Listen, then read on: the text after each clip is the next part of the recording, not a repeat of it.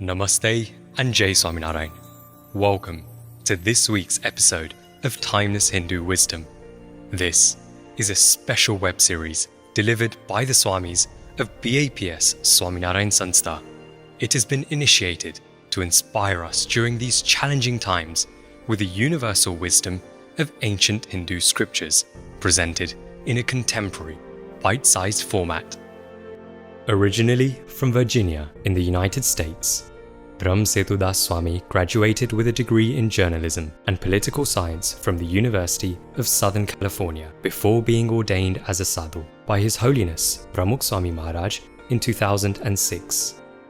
He has been studying Hindu scriptures, classical Sanskrit and Indian philosophy in India for 16 years and has a master's degree in Vedanta. Brahmasetudas Swami currently serves as a lecturer at the BAPS Swaminarayan Sanskrit Mahavidyalaya in Sarangpur, India. He has also authored several academic articles and books, including a textbook on the Akshar Purushottam Darshan Karikas, published from the Kaikulu Guru Kalidas Sanskrit University in Maharashtra, in conjunction with the BAPS Swaminarayan Research Institute in Delhi. He is an engaging speaker, having spoken widely on Hindu teachings, values, and practices. So let us now hand it over to Pujya Brahmasetudas Swami. Shri Swaminarayan Bhagavan ki Jai. Akshar Purushottam Maharaj ki Jai. Radha Krishna Deva ki Jai. Siyavar Ramachandra Bhagavan ki Jai. Umapati Mahadeva ki Jai. Pramukh Swami Maharaj ki Jai. Mahanta Swami Maharaj ki Jai. Pramukh Swami Maharaj Shatabdi Mahotsav ki Jai. We began our previous session by understanding that family unity can help us flourish in the face of modernity's challenges. And we considered how unity may appear in action by looking at Krishna and Arjuna's relationship. We reflected on how Krishna expresses his unity and supports Arjuna by articulating his deep feelings for him and by giving him time despite the roaring chaos that surrounded him. Today we'll continue to understand how Krishna's solidarity finds voice, and we'll continue to reflect on how we can apply Krishna's approach on the home front. The first point we'll consider today is how Krishna comforts his friend by listening. The Gita consists of 700 verses, 85 of which show Arjuna speaking as Krishna patiently listens. At times, Arjuna talks uninterrupted for long periods, such as through 19 consecutive verses in the first chapter. Krishna doesn't begin to answer at length in this particular case until it's clear that Arjuna is finished, which is when the narrator remarks, Uktva tushnim babhuvaha, so saying, he fell silent. It's also remarkable what exactly Krishna is lending his ear to. Arjuna's words at times are challenging. For instance, Krishna tells him it does not befit him not to fight, and Arjuna bluntly replies that he indeed will not fight. That's chapter 2, verses 3 and 9, respectively. Elsewhere, Krishna spends more than 20 verses teaching Arjuna to control his mind, but Arjuna answers curtly that it's not possible to control the mind. That's chapter 6, verses 10 through 34. At one point, Arjuna even calls out Krishna's teachings as ambiguous and confusing. That's chapter 3, verse number 2. But despite Arjuna's challenges, Krishna doesn't lose his patience. At other times, Arjuna's points are repetitive. For instance, the ideas he expresses in the first chapter's 32nd to 46th verses, he repeats in the second chapter's 2nd to 8th verses. The question he asks in the third chapter's second verse, He again asks in the 5th chapter's first verse. And in the 11th chapter, he repeats 7 or 8 ideas, some twice, some even 3 times. What is more, Arjun's core argument itself is a grand repetition. Krishna had already heard the majority of it in Arjun's presence from an advisor named Sanjay, as is reflected in the Mahabharata's Udyog Parva's 25th and 27th chapters. Arjun's appeals are also insensible. They are castles in the sky, presented not based on sound logic, but brought about by misplaced emotions.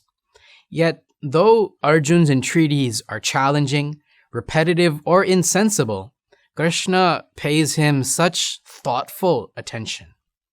We're often put in a similar predicament. Right from birth, nature nudges our beloved children towards independence. And so they absolutely will challenge us. As they gather information and develop their nascent reasoning skills, they'll be repetitive or nonsensical. In other words, they'll bank their decision on splurges of emotion that they can't communicate, but that they'll still expect you to understand and share. They'll point out every single truck on the highway and expect you to respond every single time. They'll ask endless questions, tell wandering stories, tell jokes you know won't make sense even before they start. Nonetheless, despite their apparent nonsense or repetitiveness or testiness, consistently and patiently allowing them to engage us, giving them the attention for which they strive, these are our magic beans. The earlier we listen and the more we listen, the more accessible and welcoming will appear, and the more comfortably they'll let their guard down to be themselves in our presence. You see, they're like little scientists. They incessantly gauge our reactions to gather cues as to whether they can trust us to fulfill their emotional needs. And so the 4-year-old that feels her parents hear her is much more likely to approach mom or dad as a 14-year-old for help untangling complex emotions like desire, or to work through feelings contrary to her self-image or society's ideals of normalcy. That child will more likely come to a parent when she's being bullied, wants to change majors, or hopes to choose a life partner. And over time, the more we hear them speak, the more chances we will have had to understand them, to ring-fence their troubles, and to help them as we so dearly wish.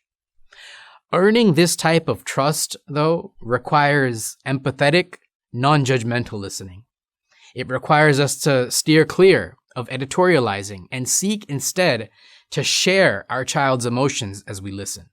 Now, this surely doesn't mean we shouldn't nudge them when they're astray, but effective disagreement requires that we first listen, generously and avidly, as Krishna does here. Another way Krishna's solidarity manifests is through his validation of Arjun's difficult emotions. Now, there's an important distinction here. Validation doesn't mean agreement. It means acceptance. Krishna clearly disagrees with Arjun, but he accepts the process that got him to where he stands. And so, despite seeking to express an opposing viewpoint, he's able to validate his friend and treat him delicately so as not to injure him. Let's see how he does this. First, his response to Arjun's challenging entreaties is pleasant. In the 2nd chapter's 10th verse, the narrator Sanjay describes that Krishna spoke to Arjun with an affectionate smile. He recounts, Tamuvacha Rushikeshaha Prahasanniva Bharata. Second, Krishna is considerate, as he very patiently and gently unpacks each of Arjun's abundant misgivings. Third, Krishna's response is tempered, meaning he doesn't bowl over Arjun with his opinions. While presenting his own thoughts, he allows Arjun to break his flow for clarification or when in doubt. And Arjun takes this opportunity in stride by interposing at the start of the 3rd, 5th, 8th, 11th, 12th, and 17th chapters, and also in the middle and end of the 2nd, 6th, 10th, 14th, and 18th chapters. That's quite a lot of interjection Krishna's allowing here. Let's pause and understand a little bit about what it can mean for us to be pleasant, considerate, and tempered. Several years ago, a father came with his teenage son to a mandir. The child expressed his opinion that mandirs weren't needed because goodness lies within the heart, and that the building funds would have been better spent helping the poor. Now, the father was one who had found solace in mandirs, and he strongly disagreed. But his choice of words was inspiring. He first acknowledged his son's opinion by saying, "I see what you mean." He then paused and gently transitioned. But here's how I see it. I think places like this bring people together and inspire them to do more good than they may have otherwise done. The father then, though, once again softened his statement by adding, "That's how I feel, but I understand how you may have come to a different conclusion." The father's response here was just so graceful. He did counter, but despite doing so, he treated his son's disagreeable opinion with value. He validated his son's emotions by responding pleasantly, considerately, and temperately. We too should strive to do the same. A fourth way Krishna validates Arjuna's emotions is by offering an encouraging response. Mahamahopadhyay Dr. Bhadrashdas Swami is a world-renowned Sanskritist. He's one of the Swaminarayan Fellowship's foremost scholars, and he's someone under whom I've had the pleasure to study for the past 15 years. He very insightfully points out in one of his commentaries, entitled the Srimad Bhagavad Gita Swaminarayan Bhashyam, that Krishna, before his very eyes, beholds Arjuna's sorry state, yet confidently proclaims, "Partha, naitattvai upapadyate shudram hradaya daurbalyam tektotishtha parantapa." Arise, for it does not befit you to fear. You're courageous. You're one who instills fear in others. Bhadrashdas Swami underscores that Krishna is referring to one who sobs as parantapa, or one who instills fear in others. And this isn't the only time Krishna speaks like this. He refers to Arjuna as parantapa 9 times throughout the Gita. He also refers to him 9 times as Mahabaho, or one with extraordinary strength. He reminds him of his warrior pedigree by referring to him 34 times as Partha, the son of Prutha, 22 times as Kaunteya, the son of Kunti, and 3 times as Guru Nandana, the delight of the Gurus. Other descriptive terms he uses to address Arjuna are Bharata, one who descends from the heroic King Bharat, Bharatarshava, the foremost scion of the Bharat clan, and Savyasachin, a nod to his extraordinary archery skills. Krishna uses such encouraging terms to address Arjuna a total of 148 times during this one conversation. We thus see Krishna looking past Arjuna's sorry state and illuminating the best in him, his courage, his valor, his prowess, his skill, his noble ancestry. In doing so, he's drawing his friend away from the shambles of the moment and reminding him of his boundless potential and of the good in his heart. I recall one of my fellow swamis who was once disappointed in himself for ranking last in an exam during his years as a theology student.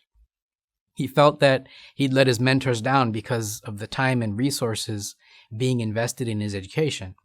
But when Guru Pramukh Swami Maharaj came to know of the result, he penned a beautiful letter to the Swami expressing his confidence. He wrote, "This time you ranked first from the bottom up. But don't worry, next time you'll rank first from the top down." Think of how relieved that Swami must have been to read Pramukh Swami's encouraging words. Think of how much closer he must have been drawn to Pramukh Swami, and how much harder he must have worked for his next set of exams. That's the extraordinary power of encouragement and validation. Unfortunately, what happens to us as parents at times is that we not only fail to validate our children, but we instead validate ourselves at their cost. We do this by blaming, by telling them we told them so, reminding them of how much we've done for them, or harshly pointing out their flaws, sometimes even in public. Let's ask ourselves a really tough and searching question, though. Do we love our children, or do we love what they do for us? If we're using them to validate ourselves, then we're definitely headed in the wrong direction. Let's instead learn from Bhagwan Krishna, our fellow parents, and great souls like Pramukh Swami to validate our children's emotions as soon as they have gained the ability to express them. Specifically, let's speak to them pleasantly. Maybe that means lowering our volume, softening our tone, or using less complex sentences and more welcoming body language.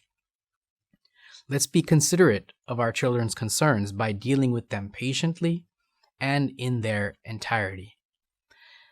Let us be tempered by speaking less, slowing down, pausing, and allowing them to express themselves, interject, or retort while and after we speak. And let us be encouraging by highlighting the qualities in them we admire, even when they've wronged or when they're being difficult.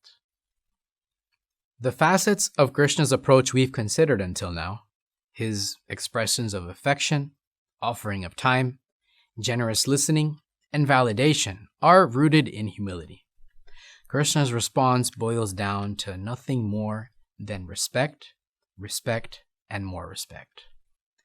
He respects Arjuna's individuality, and he respects Arjuna's thoughts and emotions. Such intellectual humility on Krishna's part opens the door for Arjuna to feel safe, for Krishna to express his own opposing views, and for Arjuna to entertain his mentor's differing opinions.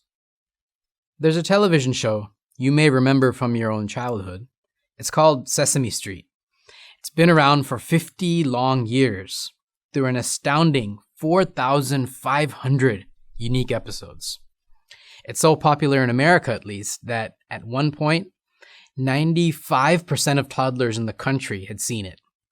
Yes, from the wonderful Muppets and Friends of Sesame Street, tens of millions of children, including myself years ago, had learned their ABCs, how to tell time, how planes work, how the men and women of the fire department do their jobs. But over the decades, the show has also boldly addressed difficult topics, like what it means to be a human, or even darker issues like racism, food insecurity, opioid addiction, incarceration, and homelessness, all before an audience of toddlers. But leading researchers and education specialists, such as those at the University of Southern California, have argued that one of the reasons the show can confidently take up such sensitive topics is that it has earned its audience members' trust by not speaking down to them, but by instead coming eye to eye and honoring them, celebrating them. When the Muppets speak, those listening feel intelligent and respected. In other words, the creators step down to the audience's level, and the doors of receptivity fly open. In the Gita, Krishna similarly exudes this uncanny ability to come down to Arjuna's level. Krishna is Arjuna's teacher and benefactor. He's much greater and wiser than him, yet he treats him as an equal. And while Krishna's humility manifests in multiple ways, it finds its ultimate expression in the final act. After 18 chapters, after 700 verses, Krishna tells Arjuna to decide for himself which path of action to choose. He says, specifically in the 18th chapter's 63rd verse, Iti te gnanamakyatam guhyat guhyataram maya. I have revealed this utmost esoteric wisdom for you. Vimrushe tadasheshena yatechasi tathakuru. Think about it thoroughly and do as you wish. Krishna surely wasn't disinterested. he just spent considerable time hearing Arjuna out and expressing why he thought Arjuna should fight. Nonetheless, his final gesture communicated that his guidance came with no force and no insistence. We earlier mentioned that our children begin their journey towards independence right from birth. Within months, they learn to sit, to crawl, they take their first steps, say their first words, learn to ride a bike. Each of these milestones represents a proud moment for us. But just as we cheer their physical independence, we must also celebrate their intellectual and emotional independence. Otherwise, we end up being like Lenny from John Steinbeck's famous novel of Mice and Men, who'd keep his pet mice so close and cuddle them so hard they'd be crushed to death. We must give our children space to grow, tumble around, make mistakes, and become wise through their own personal experience. It's indeed hard to give up control because it signifies that our babies are grown and that we're not needed as much as we once were. It's an enormous blow to our ego. If we truly wish the best for them, though, we should be willing to take one for the team. You see, children and teenagers experience a vortex of emotions with which they're not yet capable of grappling. It's like fighting against the dark arts, which the infamous wizard Professor Snape describes as a many-headed monster. Each time a neck is severed, an even fiercer and cleverer head sprouts. At this time, they need us with them, beside them, not judgmentally bearing from above.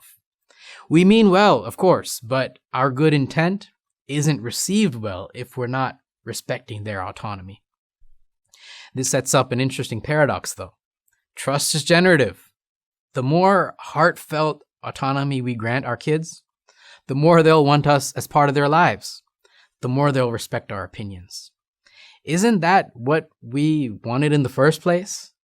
Didn't we always want to be there to protect them, to lend them our experience, and to cover their blind spots?